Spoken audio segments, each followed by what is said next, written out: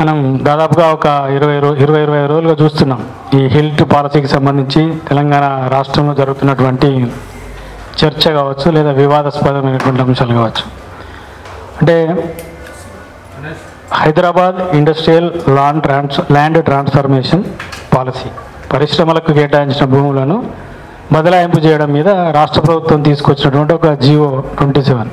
అంటే ఇక్కడ నేను జర్నలిస్టు సంఘం నాయకునిగా నే కాకుండా దాదాపు 15-16 సంవత్సరాలుగా సెక్రటేరియట్ వ్యవహారాలను చూస్తున్న ఒక సీనియర్ జర్నలిస్ట్గా, అంటే ప్రభుత్వంలో విధాన నిర్ణయాలు ఎట్లా జరుగుతాయి, జియోలు ఎట్లా వస్తాయి అనేటువంటి కొంత అవగాహన, నేను సంపూర్ణ అవగాహన ఉందని నేను అనను, కానీ కొంత అవగాహన ఉన్న వ్యక్తిగా నేను ఇక్కడ నా అభిప్రాయాన్ని చెప్పడం కోసం వచ్చాను.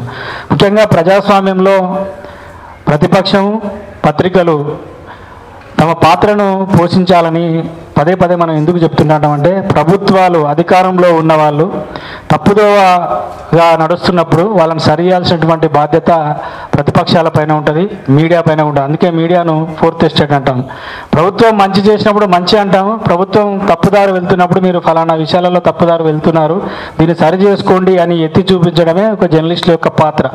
అందులో భాగంగానే నేను ఇవాళ ఈ రౌండ్ టేబుల్ సమావేశానికి వచ్చిన ఒక సీనియర్ జర్నలిస్ట్గా, ఈ ప్రజాస్వామ్యంలో పత్రికలు, మీడియా, జర్నలిస్టులుగా, ఫోర్త్ ఎస్టేట్గా మేము నిర్వర్తించాల్సిన బాధ్యత, మా కర్తవ్యం ఉంది. కాబట్టి ఇక్కడ తెలంగాణ ప్రజలకు హిల్ట్ అనేటువంటి ఒక విధానం ద్వారా తీవ్ర నష్టం జరగబోతుంది. కాబట్టి ఈ నష్టం జరగబోతుంది అని తెలియజేయడం కోసం దీన్ని సరి చేసుకోవాలి, లేకపోతే తెలంగాణ సమాజం తీవ్ర నష్టానికి గురవుతుంది అనేటువంటి ఒక అంశాన్ని మీ ముందుంచడం కోసం, మీతో షేర్ చేసుకోవడం కోసం వచ్చాను. సరే, చాలామంది మాట్లాడారు. ఇప్పుడు హిల్ట్లో దాగి ఉన్నటువంటి అసలు రహస్యం ఏంటంటే, టు ద పాయింట్గా వద్దాం.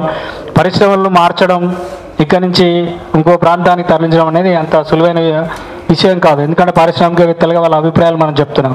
దీనికి ప్రధాన కారణం ఏం చెప్తున్నారంటే, హైదరాబాద్ నగరంలో కాలుష్య కారక పరిశ్రమలు ఉన్నాయి కాబట్టి వీటిని తరలించడం కోసమే మేము ఈ హిల్ట్ పాలసీ తీసుకువచ్చామంటున్నారు. మంచిదే, హైదరాబాద్ నగరాన్ని కాలుష్య రహితంగా మార్చాల్సినటువంటి అవసరం ఉంది. కాలుష్యానికి కారణమైనటువంటి పరిశ్రమలను మరి దూరంగా తరలించి వాటిని అక్కడ ఏర్పాటు చేసినటువంటి అవసరం ఉంది. కానీ ఆ స్థానంలో ఏం చేస్తున్నారు, ఆ స్థలాలను ఏం చేస్తున్నారు? ఇందులో రెండు అంశాలు ఉన్నాయి. ఒకటేమో మేము సొంతంగా కొనుక్కున్నాము, మాకు ఆల్రెడీ సేల్ డీడ్ అయ్యాయి కాబట్టి మేము వాటిని అమ్ముకునే అధికారం ఉందని పారిశ్రామికవేత్తలు అంటారు.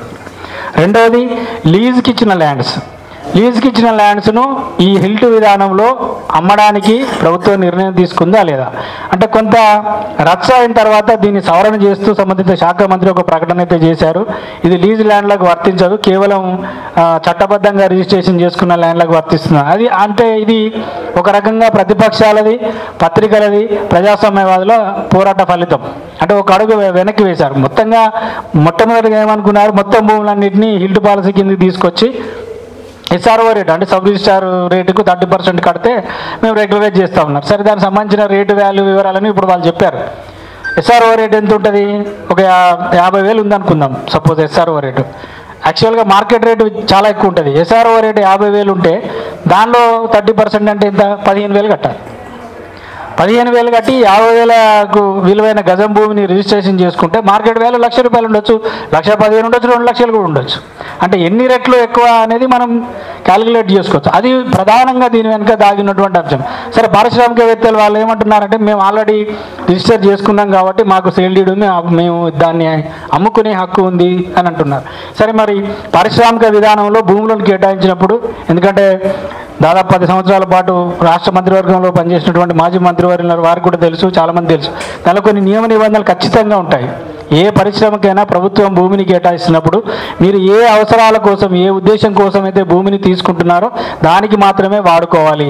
లేదా దానికి వాడుకోనట్లయితే తిరిగి ప్రభుత్వం తీసుకునే అధికారం ఉంటుందని ఖచ్చితంగా ప్రతి ఒక్క ఆర్డర్లో, ప్రతి ఒక్క జీవోలో ఉంటుంది. అది 59 ఏళ్ళని, 69 ఏళ్ళని, 39 ఏళ్ళు, 100 ఏళ్ళు అని. సో నువ్వు ఏ పర్పస్ కోసం అయితే భూమిని తీసుకున్నావు ఆ పర్పస్ కోసం వాడుకోవాలి. లేదా మీరు అన్నట్టుగా ఒక 20-30 ఏళ్ళ 40 ఏళ్ళ కింద పెట్టిన పరిశ్రమలు ఇవాళ పరిస్థితులు మారాయి, పరిశ్రమలు అభివృద్ధి చెందాయి, అన్ని రంగాలలో అభివృద్ధి చెంది మాడిఫికేషన్ వచ్చింది. మీరు అదే పరిశ్రమ ప్లేస్లో ఇంకొక పరిశ్రమ పెట్టండి. కాలుష్యం వెదజల్లే పరిశ్రమ కాకుండా కాలుష్యం కారకం కాని పరిశ్రమను పెట్టండి. దాని ద్వారా ఎంతోమంది నిరుద్యోగులకు ఉపాధి అవకాశాలు కల్పించండి. లేదంటే ఒక లంగ్ స్పేస్ ఇవాళ మనం చూస్తున్నాం ఢిల్లీలో ఒక సీజన్ వచ్చిందంటే ఢిల్లీలో మనం బయటికి వెళ్ళే పరిస్థితి లేదు. దుమ్ము ధూళి కాలుష్యంతో ముక్కు మూతి ముఖమంతా మూసుకొని హెల్మెట్లు పెట్టుకొని పోవాల్సిన పరిస్థితి మరి రాబోయే రోజుల్లో హైదరాబాద్లో అట్లాంటి దుస్థితిని మనం చూద్దామా? మరి అట్లాంటి దుస్థితిని చూసేటువంటి పరిస్థితిని తెచ్చుకోకూడదు. ఎందుకంటే మనకు హైదరాబాద్ చుట్టుపక్కల చాలా భూములు ఉన్నాయి. ఢిల్లీ చుట్టుపక్కల అంటే భూములు చాలా తక్కువ, అది చాలా కాస్ట్లీ ఏరియా. అది ఆల్రెడీ ఢిల్లీ అనేది ఒక దేశ రాజధాని, చాలా ప్యాక్ అయిపోయింది కాబట్టి అక్కడ కొంత సమస్య ఉంది. మనకి ఇక్కడ ఆ సమస్య లేదు. ఇంకొకటి ఏంటంటే దీనిలో ప్రధానంగా మనం గమనించాల్సినటువంటి అంశం, ఈ భూముల అమ్మకం అనేది ప్రభుత్వ ఆదాయాల కోసం భూములను అమ్ముతున్నామని చెప్తూ వస్తున్నారు. అది చంద్రబాబు నాయుడు, రాజశేఖర రెడ్డి ప్రభుత్వ హయాం నుంచి వస్తుంది. అంతకుముందు కూడా కొంతమంది తక్కువ. దీంట్లో ఒక కుట్ర ఉంది. ఇది సీమాంధ్ర పాలకుల కుట్రలో భాగంగా మనం దానిలో బలైపోయామేమని నేను అనుకుంటున్నా. ఎందుకంటే ఉమ్మడి ఆంధ్రప్రదేశ్ రాష్ట్రంలో హైదరాబాద్ చుట్టుపక్కల భూములు మాత్రమే వేలమేసి అమ్ముతారు, కానీ అదే విజయవాడనో విశాఖపట్నమో గుంటూరు తిరుపతిలో భూములు ఎందుకు వేలమయ్యారు? అంటే హైదరాబాద్ నగరంలో భవిష్యత్తు, హైదరాబాద్ నగరంలో అప్పుడు రాష్ట్రానికి రాజధాని, ఇప్పుడు రాష్ట్రానికి రాజధాని, ఇంకా రాబోయే 100 ఏళ్ళలో కూడా రాష్ట్రానికి రాజధాని. రాజధాని కేంద్రంలో భవిష్యత్ అవసరాలు పెరుగుతాయి, ఖచ్చితంగా పెరుగుతాయి. అది మన చరిత్ర మన ముందు రుజువు చేస్తున్నటువంటి అంశం.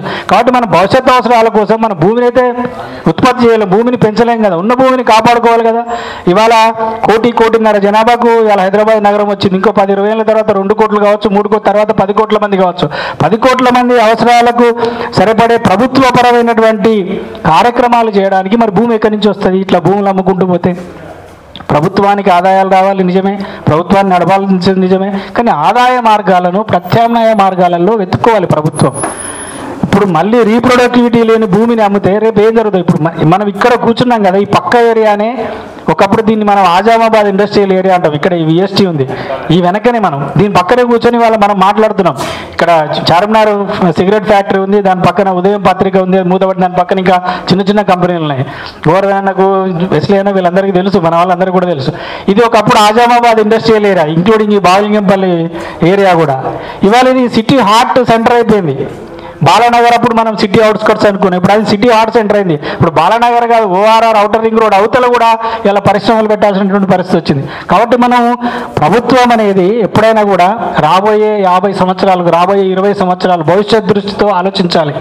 ఇవాళ మాకు ఆదాయాలు లేవు కాబట్టి ఉన్న భూములు అమ్ముకుంటాం, ఆ భూములు కూడా రూపాయికి పావులకు అమ్ముకొని 75 పైసలు బ్యాక్ ఎండ్ నుంచి మేము ఏదో రకంగా ఇండైరెక్ట్గా లబ్ధి పొందుతాం అనేది కాదు. ఖచ్చితంగా మరి హిల్ట్ పాలసీ పైన, హిల్ట్ జియో పైన మరి ఇప్పటికే ఒక అడుగు వెనక్కి వేసినట్టుగా మనకు అర్థమవుతుంది.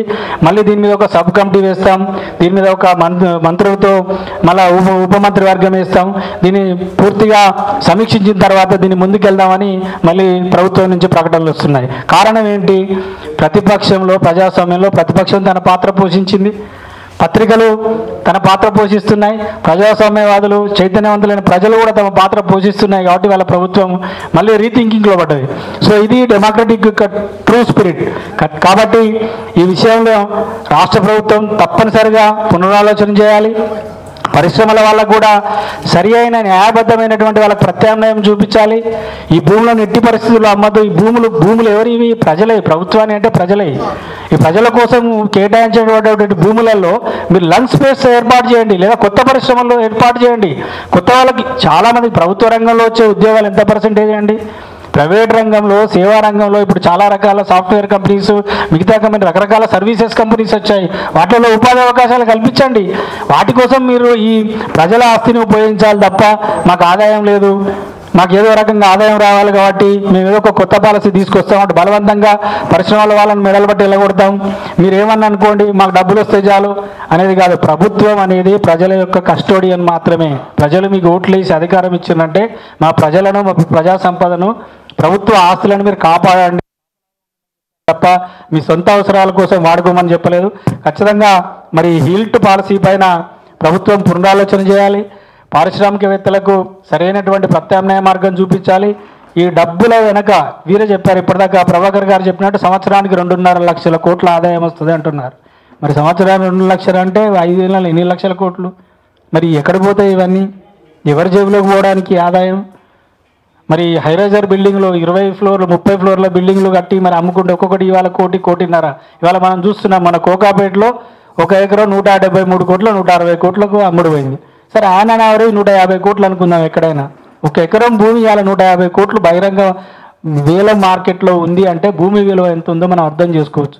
కాబట్టి దీని వెనక దాగి ఉన్న రహస్యం ఏంటో కూడా అందరికీ అర్థమైంది.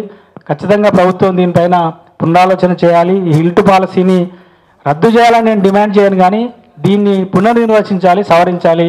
ప్రజలకు ఉపయోగపడే విధంగా ఈ భూములను వాడకంలోకి తీసుకురావాలని ఒక జర్నలిస్ట్గా, Telangana union of working journalist సంఘంగా నేను అభిప్రాయపడుతూ నాకు ఈ అవకాశం ఇచ్చినటువంటి నిర్వాహకులకు ధన్యవాదాలు.